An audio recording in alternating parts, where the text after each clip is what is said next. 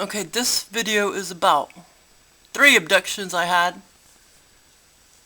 by Joel. I don't know how I came up with that name, but I have a lot of experiences. It took me a little while to figure this out, but I have a lot of out-of-body experiences, abductions, with this being named Joel. Somebody else drew this picture. I didn't draw this picture. But Joel looks similar to that, except maybe a little more human-like. And with knobs on his face. He had knobs on his face. But he didn't look quite so animalistic looking. But anyway, so these 3 abductions were about 6 months ago.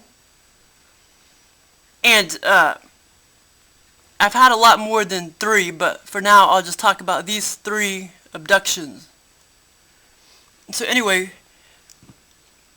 so it was 6 months ago. I was laying on my left side, and actually this being right here, Joel, I can't remember how I came up with that name, but I did name him, and he does do a lot of sexual stuff in my abductions, and he also treats me like a mouse. Like, he's the cat and I'm the mouse, and he knows it. He knows we earthlings are like beings to toy with. Little earthling beings, you know, that are beneath him to toy with, like a cat on a mouse. Okay, so the first abduction, I was laying on my left side, and I shot out a body at a low rate of speed on my back. I was about 6 feet above the ground, and I astral traveled about 100 yards. I bypassed this gray. This gray was traveling at the same rate of speed, or I was traveling a little bit faster. And he was traveling on his, you know, he was facing me. I was on my back and he was facing me. So he was on his right side. And he just kind of, I reached out to touch him on his head. Because I always, every time I'm out of body, I always like touching things. Because I'm always like, wow, everything still feels so physical. So I reached out to touch him on the head. And he just kind of looked at me like he was probably surprised. He just kind of gave me this indifferent type of look. And of course the astral realm, it was a little foggy and murky. And I do believe that he's the one, that Joel did take me out of body, although I felt like I shot out on my own. I know I didn't. These beings can be very, very discreet. They can make you feel them take you out of body, or they can just, they can just take you out of body, and it seems like you astral traveled on your own, but you did it. So anyway, so he took me out of body, and I was astral traveling at a low rate of speed, about 6 feet above the ground on my back. And the whole time I was thinking, wow, did I go out of body on my own? It totally felt like I shot off on my own. But I know I didn't. I know he took me out of body. So anyway, also throughout this abduction, there was about 3 times where Joel kept making this gray pop up at me during the abduction. Like at my face, like this ethereal looking holographic gray.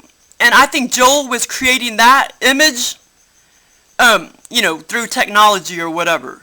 But that gray that I bypassed, he was for real. That gray was for real, and he had nothing to do with my abductions.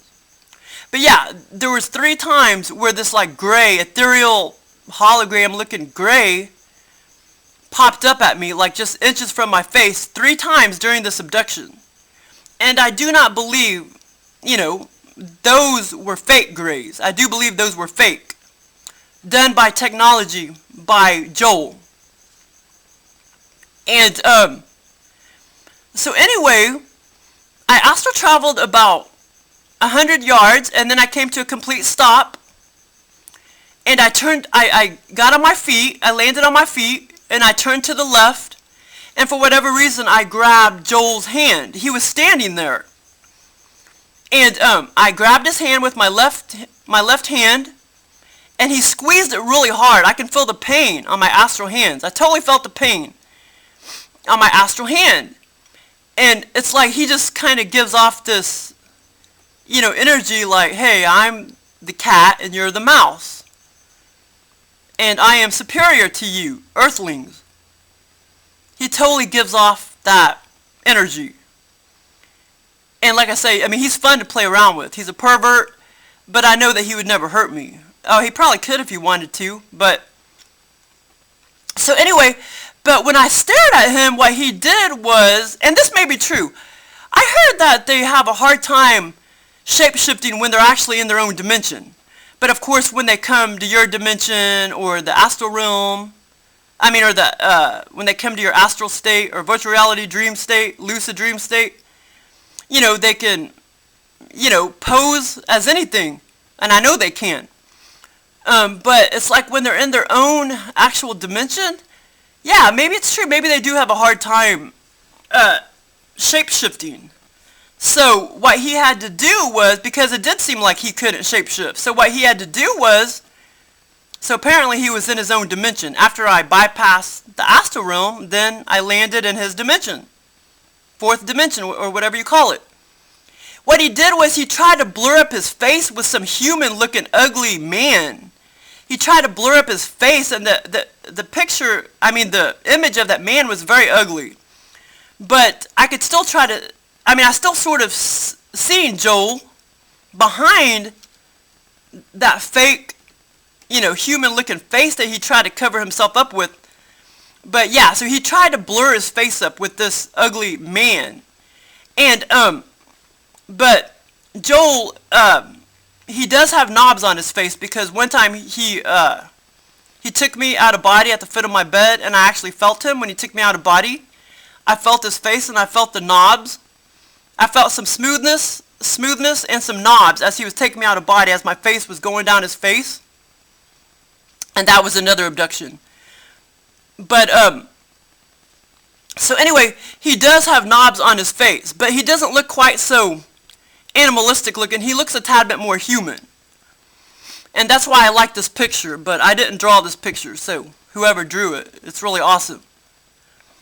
So anyway, and so then after he squeezed my hand, he played, this was dark time, it was in the dark. It was totally in the dark, and of course, I've been out in the dark before in Texas on the coast, and it's totally awesome, and of course it's really windy and cool. So anyway, I'll get to that later. So he placed me in the front of an apartment building in the grass, and it was dark time.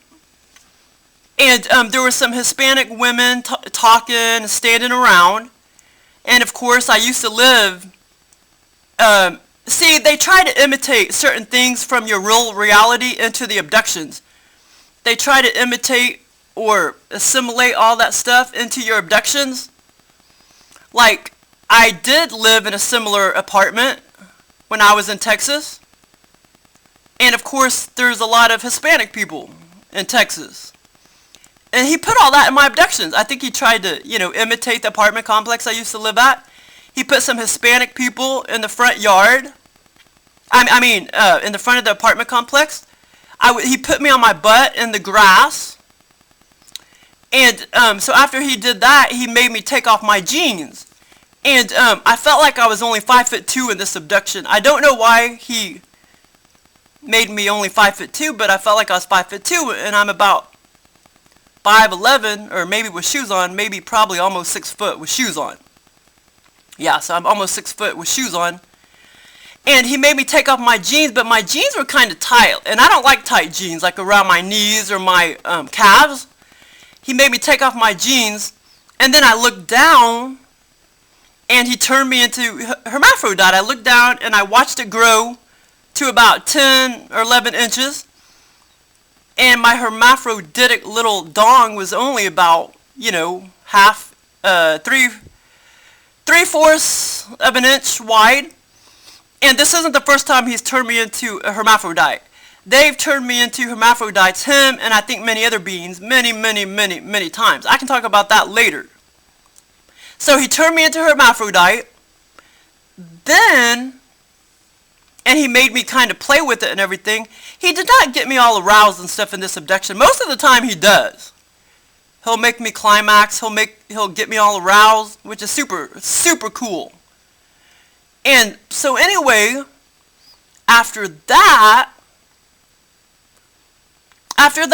he walked, okay, this apartment complex had a big open entryway, and the doors of the apartment complexes were like outdoors, so to speak, but there was, you know, an entryway that was open. It was a very open entryway that led to the apartment doors. And so after he turned me into a hermaphrodite and made me play with my thingy, he turned his back on me and started walking into the entryway of the apartment complex. And then what I did was I started kind of walking fast after him. And I was like, you gave me this experience, didn't you? You gave this to me. You gave it to me. I know you did. And I just wanted to let him know that I knew that he gave me the experience. And what he said to me made no sense whatsoever. And this time he did not alter my voice with technology. Sometimes they can alter my voice under the abductions with technology. Like, what do you call it? You know, they'll alter my voice with computer-generated technology. And he turned around and, but at first he was walking into the entryway with his back turned. And like I say, I went after him and I was like, you gave me this abduction. You gave it to me. And this was totally my voice and everything. He did not, I totally talked to him. He did not alter my voice this time with technology. He turned back around and he said, God loves you, but he doesn't love me. And I don't know why he said that. I have no idea. Because, like, you know, I've never really been a religious person. And, but I don't know why he said that. I have no idea. Okay, so anyway, okay, this is almost the end of the abduction. And after that, see, he made all this cool wind just whoosh, like as if I was at the coast. You know, it's always windy on the coast on the pier, and I've been on the pier before, of course, and it's, you know, I've been out there fishing, and it was really windy. See, he imitated that. He imitated that from my real reality. And, yeah, he made all this big gush of wind, like, come up over me, and it was cool. I felt the coolness. I felt the wind, and it was totally freaking awesome. And that was that was at the very end of the abduction, after he's like, God loves you, but he doesn't love me. Then, at the end of the abduction, he made all this wind come over me. And it was dark. It was pitch dark outside. Just like you go outside right now and it's dark outside. It's so realistic. I don't know how they do it. But anyway, okay, so that was the end. And I don't think I'm forgetting any parts. I think I don't like to write them down, because if I write them down and it's going to sound like I'm reading. And when it sounds like you're reading, it sounds really stupid. So I have all these. You never forget any of these abductions. The only thing you would forget is just maybe some minor little details. But I never forget all. I remember my abductions from age 30, from age 21, from age 34. I remember all of them clear as day. So I don't like to write them down, because then it's going to seem like I'm reading. Okay, so I've had better abductions than this, and I'll talk about that later. But these last two abductions were kind of haphazard. These abductions were haphazard, and these two abductions happened after, maybe a month after this one that I just talked about. And let's see, I'm trying to remember, trying not to forget anything, because during that time I had serial abductions. I had 3 abductions, okay. I had 3 abductions under one serial abduction. And this was, okay, this was another serial abduction. And he did a couple things before he actually abducted me twice. So this was a serial abduction of 2 abductions. But yeah, the other one where I had 3 small, well actually 1 big abduction and the 2 small abductions, I could talk about that later. But this was a serial abduction of 2 abductions. And this was 6 months ago as well. But what he did was, before he gave me those 2, and like I say, these 2 were kind of haphazard. Normally my abductions aren't haphazard. They're very clear and awesome, just like the one I just talked about. Okay, so what he did was, he put a template in my conscious. These abductions probably happened around 5 in the morning. And what he did was, he put a template. He put a template in my consciousness and said, do you agree, yes or no? And he's like, he didn't even give me a chance to answer. He's like, yes. It's like he pressed yes in my consciousness. And it's like he agreed for me. He didn't give me a chance to answer. Okay, then, and you know what? I was thinking, after that, after I kind of got back into a groggy state, I was thinking, oh my God, he's going to give me some abductions. Sure enough, he gave me 2 abductions, but they were kind of haphazard. Okay, so after he put the template, and it was kind of sexual, but I'm going to leave some of the sexual stuff out, but not all of it. Okay, so, but it was so cool how he like put that template in my consciousness. Do you agree? Yes, no. Yes! I mean, these beings are like freaking hilarious. And I love every bit of them. Because, I have a blast. They take me out of body all the time. They gave me the skill of astral traveling. All of those astral travels I ever had all my life, all those remote views, they gave them to me. They gave me that skill. I did not do that on my own. I know I didn't. And all the astral dreams I've had, the lucid dreams, virtual reality dreams, they gave all of that to me, and which I would have figured out on my own. A being came forward, a female-sounding ET came forward about 5 months ago and talked to me in my left ethereal ear implant, which I was awake, by the way, when they put it in, and the one on top of my head, I was totally awake when these beings put it in, these gray beings. She told me, we've been doing this all your life. And, of course, I already knew that. I would have figured that. I mean, I didn't know that at that time, but I would have figured it out on my own. But these little studly beings, they've given me all these experiences. And basically, all my freaking lucid dreams, I mean, they're not a dream. They literally are taking me to other dimensions, other realities. And I'm just going about my business, doing normal things. I can talk about that later. I mean, they've been given this type of, all these experiences all my life. And of course, after that being told me that, back 5 months ago, that they created everything for me all my life, all these lucid dreams and virtual reality dreams just kept coming back to me. Bam, bam, bam, bam, bam, bam, bam. From age 7 forward.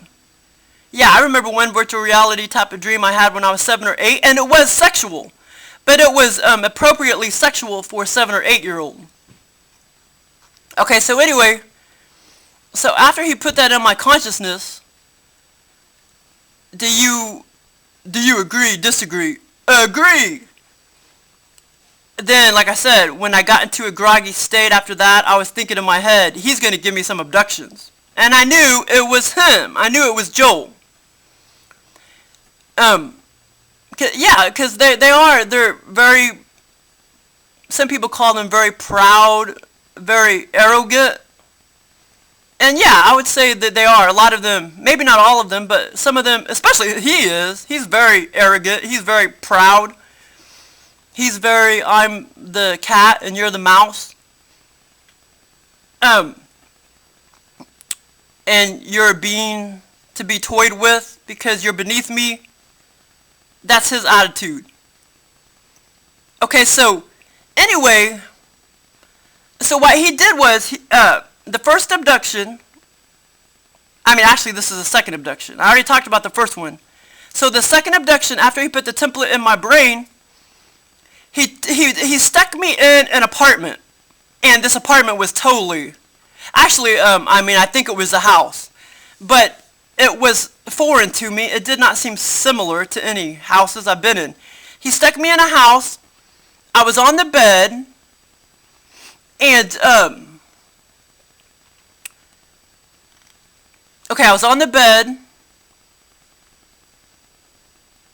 And he started scooting around the bed, like in a circle. He started like scooting around the bed, and I could feel him moving all around the bed. And I reached back, like my hand on the bed, and I was like I felt like I was all submissive and shit. I was like, Joel, is that you? I mean, all around the bed. He was moving all around the bed. And so I reached my hand back there and felt the bed because I was trying to feel him and to see where he was at because he was kind of moving all around the bed. And I was like, Joel, is that you? And like I said, I felt like I was more feminine too in this abduction, which is kind of weird. Like he made me more submissive feeling. He made me more passive feeling and more feminine feeling. Like he was my boyfriend or something. It was really weird. They can alter your personality and shit. So anyway, finally, I turned my head back, and he's like, wham! He's like, he freaking morphed into this 14-year-old, half black, half white girl. He morphed into her, but of course she seemed, and she's pretty large in real life, but she seemed even larger in this abduction. Her face even seemed larger. She's a very, very, very sweet girl. I met her and her mom at the YMCA. And they are abductees as well. Well, I think we all are, but they're abductees as well. And yeah, it's kind of sad because they do not want to talk about their experiences. And well, they are having some reptilian attacks. And who knows, the military may be involved. I really don't know. I'm just guessing. And they show me their little BB implants. But like I said, I don't know. I don't know anything about that. I just have a hunch that maybe, I mean, they're having experiences with real entities, I have no doubt. But for some reason, I just get an inclination that the military may be involved with them. And actually, the mom, my brother, we all went to the same school, but she's like 3 or 4 years older than me. My brother, she knows my brother. And she knew who I was. She knew who I was, but I didn't really recognize her. But she recognized me. And I don't know how the hell we started talking about aliens and abductions. And so I told her I was being abducted too, and she told me some things. But like I say, her daughter, she has a mulatto daughter. Her daughter is half black and half white. And I also saw her at Barnes & Noble's a couple of times. And she's a very, very sweet girl.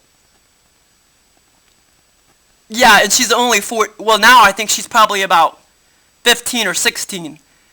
But she was only about 14 at the time when I met her. And then, like I said, I saw her a couple times after that. I saw her a couple times at Barnes & Noble's. And that she may have already been 15 or 16 by then. But I don't know why he morphed into her, but he did. I was like, Joel, is that you? And I looked back, and he just kind of looked at me like this demon look, like this demon look, and by morphing into her, but it just seemed very evil-like, you know what I'm saying? He seemed very evil-like when he morphed into her face. And, see what I'm saying? They'll read your brain. They can scan anything in your brain. They can read anything in your brain and use it for their benefit, for their fun, you know, for your abduction. They'll stick all that in your abductions. So anyway, so he freaking, yeah, I mean, yeah, he's like a demon reptilian. He's like a little demon. Um, so anyway, so, okay, there was this, okay, after that, over there at, like a little desk, there was this boy, like about, he was young, 16 or 17, and my purse, well, I don't know if it was my purse. There was like a brown purse laying there, and, and, now at the time, let's see. Sometimes he puts these people in my abduction and they look so familiar. Even after I go back in 3D, I'm thinking that person still looks so familiar. Now this guy, I can't remember if he looked familiar to me or not. But he had short brown hair and he was doing sexual things. So I'm leaving some of that part out, some of those parts out. So he was doing lewd sexual stuff. Then, okay, I'm trying to remember if I remember anything else. Oh my god. Okay, this was, okay, yes, this was, like I say, the second abduction, but this was part of that serial abduction. The last two abductions, 2 and 3, were part of the serial abduction after he put the template, you know, in my brain. Do you agree? Yes or no? Okay, so it was before, I think it was before I saw the young boy doing lewd sexual stuff. Joel got in front of me and was just like, bam! He gave me one thrust of sexual intercourse. It was one thrust. So see, that's why, see, these beings, they're so funny, they're respectful. It's like, I guess he felt like, well, I don't want to just, you know, have sex with her and give her one sexual thrust, unless she agrees. So I guess that's why he made me agree. So after the bed incident, after he morphed into that mulatto black girl, but he kind of, you know, he kind of showed himself as a shadow in front of me when I was in the middle of the house or apartment, whatever you call it. He gave me one thrust of sexual intercourse. It was one thrust, just bam. And I mean, it felt good. It felt good, and, you know, I can tell, you know, he was probably pretty large. But, I mean, it felt good. I don't know why he just wanted to only do one sexual thrust. It was almost like he was trying to make a statement or something like, okay, you already agreed. Like, I own you now for life, so let me just celebrate. Bam! Let me give you one sexual thrust of intercourse. Bam! See what I'm saying? These bees are freaking hilarious. They're like a cat on a mouse. He totally treats me like a mouse. Okay, so then it was after he did that one sexual thrust of intercourse, after that, that was when, well actually, I can't remember if that was before or after I saw the lewd sexual stuff that this young boy was doing. At the table, I mean at the desk, and there was a purse sitting there, a purse. And, okay, so, yeah, so that was the end of that abduction. Then I went back to, you know, my bed, and then, boom, I was pulled out again. I was just, bam, I was pulled out again, my astral body, and this time, it's like I was going up and down, up and down. He's kind of rough. I mean, it's like a rough ride with him. Whenever he abducts, he doesn't abduct rough all the time. But, yeah, that's a characteristic of him. If he doesn't abduct rough, then sometimes he'll put kind of, well, he'll put kind of rough things in the abduction. But, yeah, he's a little bit, he's rougher than the average. That's a song. Rougher than the average. But, yeah, he abducts kind of rough, but it's fun. So the second abduction, after he pulled me out really fast, because like I say, this was 2 abductions. He already finished that second abduction where he had sex with me. And then the third abduction, he pulled me out again from the bed. And I don't know where the hell he took me this time. But, and this isn't the first time he's taken me underwater. He's taken me underwater many, many times. And I could talk about that later. Some other experiences. So he, So he takes me like up and down, like we were going in like V's or upside down V's, like up, down, up, down, up, down. Like we were doing, like he was taking my astral body like in a V motion, like a V, you know, up, down, kind of sideways. And then bam, it's like he took me into another little house or apartment, whatever you call it. And over to the right, there was water. There was like a little small, not very wide lake of water.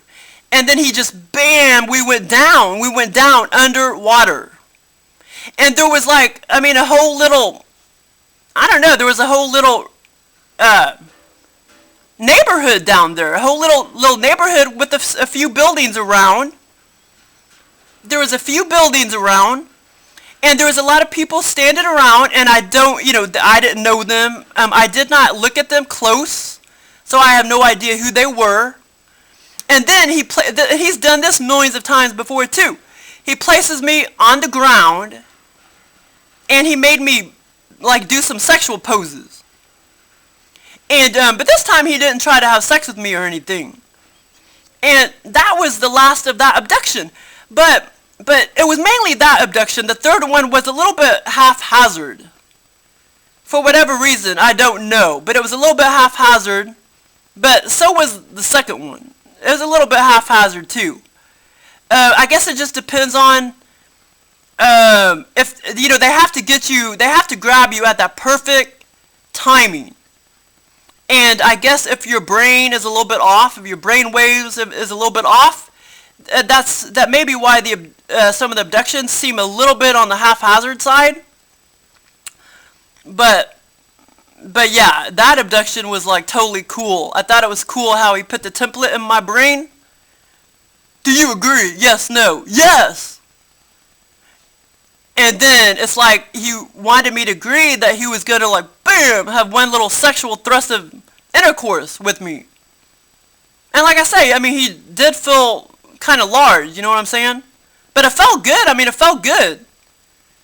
Astral sex always feels good. But you know, he didn't make me climax in this abduction. In any of these 3 abductions, he didn't. Lots of times he does though. Yeah, he's a big stud. So anyway, I